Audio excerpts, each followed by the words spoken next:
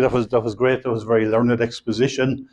And I remember the Kenny report back in the 70s, and obviously there were efforts to delimit private property. The Constitution clearly gives considerable power to the state, both in the Planning Acts, which has been tested, and the right of compulsory purchase, and so on and so forth.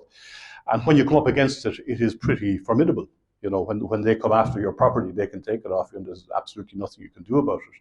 So you really do have to question what the purpose of this proposed referendum is. And as you've outlined it, it does appear to be about the final abolition of effectively property rights. So that may well be what we're facing. What I'm going to talk about now is the housing crisis and the central importance of property ownership in a free society. The housing crisis will undoubtedly be used to justify what is going to happen, what's coming down the tracks. There are two central and fundamental rights which are necessary to the function of any free society. They're, first of all, freedom of speech, which incorporates freedom of association, freedom of religious worship and belief, and freedom to be involved in politics. And also the right to own property, which incorporates the right to conduct business and the right to enjoy safety and security in your own home and within the confines of your family. Without these two rights being protected, you cannot have a functioning democracy and you cannot have a free society. I don't need to tell anybody here the extent to which freedom of speech has been under attack by the so-called centrist parties of government over the past several years. During the COVID lockdown, we witnessed enforced prohibition on freedom of movement, freedom of association, freedom to engage in political meetings, all implemented by the strong arm of the state. We saw a blanket system of propaganda being used to misinform and mislead the public. The proposed hate speech laws, and if you're not aware of them, you should become so, will effectively criminalise open discussion on almost any controversial issue against which somebody takes offence. Sadly, it has become clear to me over the past 2.5 years that we can no longer rely on our courts to protect our freedoms. And we saw in the recent John Waters and Gemma Doherty case that a legal subterfuge, a legal sleight of hand, was used by the Supreme Court to prevent a judicial review being taken against some of the most egregious attacks we've ever witnessed against our freedoms. That discussion is for another day, but what this talk about today is the proposed attack against the right to ownership of property. The document which I showed earlier, which has now passed the second stage of reading in the Dáil, makes it clear that in order to vindicate any alleged right to housing, that the right to ownership of private property must be further delimited. It already is delimited, but effectively, as Tracy has outlined, what's proposed now is its abolition. Whether this is the final wording or whether it could be worse, whether it could be more subtle, it really makes no difference. You cannot provide a right to all persons to have housing without undermining the existing rights which people have established. While we can wail against the proposed attack against property, it is clear there is a housing problem and it needs to be addressed. We in this country are moving very rapidly into a situation where Ireland has gone, when we joined the European Union, the European Economic Community, from being a country with probably the highest rate of home ownership in Europe to a situation where the majority of people, when they retire, will still be renting property, and that at exorbitant and unprotected rents. And we should concern ourselves if we genuinely believe that the proposed referendum is to ensure adequate housing for all. Why is it that Ireland had such an advanced housing programme and such advanced housing policies going back to the 30s and 40s? We didn't have a social welfare system then, but we had a very, very enlightened housing policy. And our protection of property rights ensured that we had one of the highest rates of home ownership, of home occupiership and home ownership in Europe at the time. The only way to protect the right to ownership of private property is to make sure that it is freely available to all people on reasonable and affordable terms. And in respect to private property, the principal right which must be protected is the right to own and transfer your own home, which is the element of property that most people aspire to have. In a situation, however, where the majority of people will not be in a position to own property, they will have no incentive whatever to protect the private property rights of others. Creating a situation where housing and property ownership becomes inaccessible to the majority of the people is precisely what the government is relying upon to ensure the final destruction of property rights by popular vote. And that is why this referendum is being touted in the middle of a housing crisis. Why has housing, the most basic requirement, now become unaffordable for most people? There can be no doubt that the implementation of building regulations, particularly in regard to limiting heating requirements and emissions of carbon, have caused a very substantial increase in the cost of housing. I also believe it has led to very significant improved product. Houses are less expensive to heat and are far more comfortable, but they have also become unaffordable using the standard 25-year mortgage model.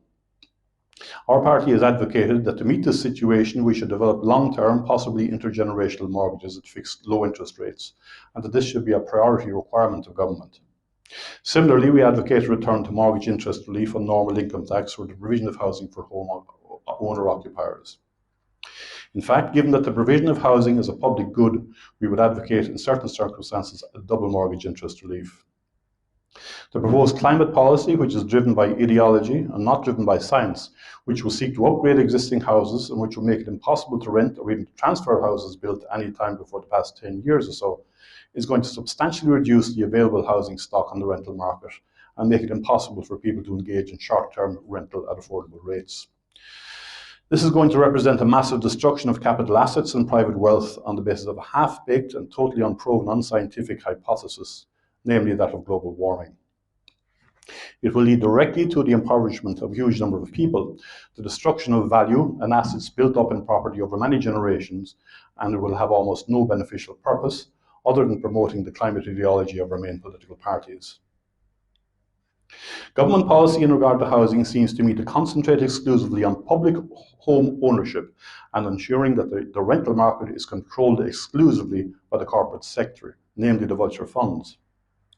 This will in a very short space of time transform Ireland from being a property-owning democracy to a situation where the ordinary citizen is returned to the status of a serf who will have no assets with which to protect himself from the predatory state.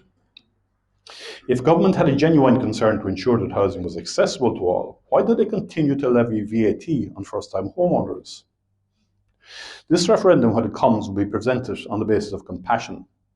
However, compassion is one of the most dangerous of Christian virtues when it is allowed to wander out on its own without being leavened by the other Christian temporal virtues such as prudence, justice, and temperance. All virtues must be developed in relation to one another, or else they will become dangerous and destructive.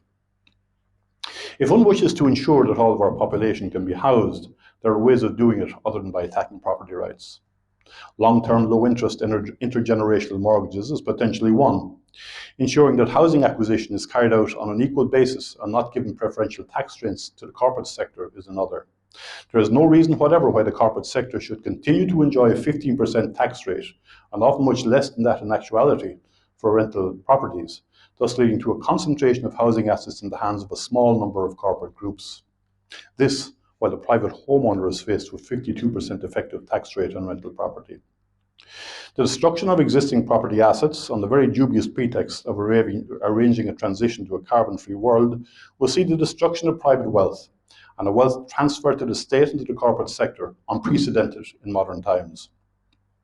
You can tell me that this is done for any number of reasons, but please don't tell me that it has anything to do with a genuine concern for ordinary people, because it doesn't. There are other specific policy issues which the government can implement to alleviate the housing crisis. Our planning system has become excessively complex, particularly in regard to environmental assessment. Even relatively small housing projects now require a level of environmental reporting, which would have been unthinkable only a few years ago. This significantly affects the cost of housing and the risks which have to be undertaken before even lodging a planning application. This urgently needs to be examined and arises largely from the Irish method of implementation of many of the European Union directives. Other countries within the European Union do not demand the same types of excessive environmental reporting as we do. Our planning system has become excessively restrictive and negative, largely because of fear of decisions being overturned in the courts and because of an excessively complex legal system. This is a requirement which is an urgent requirement of overhaul, and this can be done if the will is there. What are the reasons the government wishes to attack property rights now? It will be done in the first instance as a sop to appeal to people who are finding difficulty getting on the housing ladder. Rather than working within the existing rights which do secure and which have traditionally secured the right of Irish people to access housing and given them the ability to do so, they seem to be blaming the existence of property rights for the exclusion of so many people from access to proper housing. Would it not be more appropriate to look at the favourable taxation given to the corporate sector in acquiring private housing? Would it not be more appropriate to look to the excessive interest rates which banks can charge in accessing lending for private housing, and the inability of government to control inflation of interest rates such that housing can never be fully secure? Is it not appropriate where the quality of housing has been dramatically improved and the cost of building has been inflated, to ensure that this is reflected in the type of financial products that people can access? Is it not appropriate to ask of government that it provide proper infrastructure to enable the private sector to do what it does best, which is to provide housing at a reasonable cost? Is it not appropriate to critically examine the delays experienced in the planning process with a view to prioritising the construction of housing schemes? Government has always seen private ownership as a problem, in the same way as governments have seen the private family as a problem and a threat to be eliminated. It has done everything it can to attack the integrity and the rights of the private family over the past 30 years, and is now coming to attack the rights of property. Our government, within the context of the European Union, has repeatedly stated that the concept of the nation-state based on race, on history, and on ethnicity is to be abandoned. To that end, it is aggressively promoting an increasingly open-door immigration policy, as seen in the case of Ukrainian immigrants, many of whom have no more connection with Ukraine than I have. Our government intends, despite the fact that it cannot even solve the housing shortage that we have at present, to increase the population of this country to 8 million by the year 2040, at a time when birth rates of native Irish people are increasingly on the floor because people cannot afford the excessive housing and other costs with which they are faced.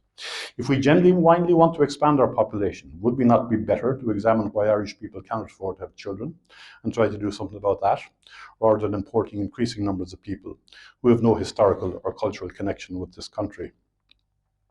The effective policy of open-door immigration will store up social, civil and political unrest for the future, as it has done in every country where such a policy has been imposed.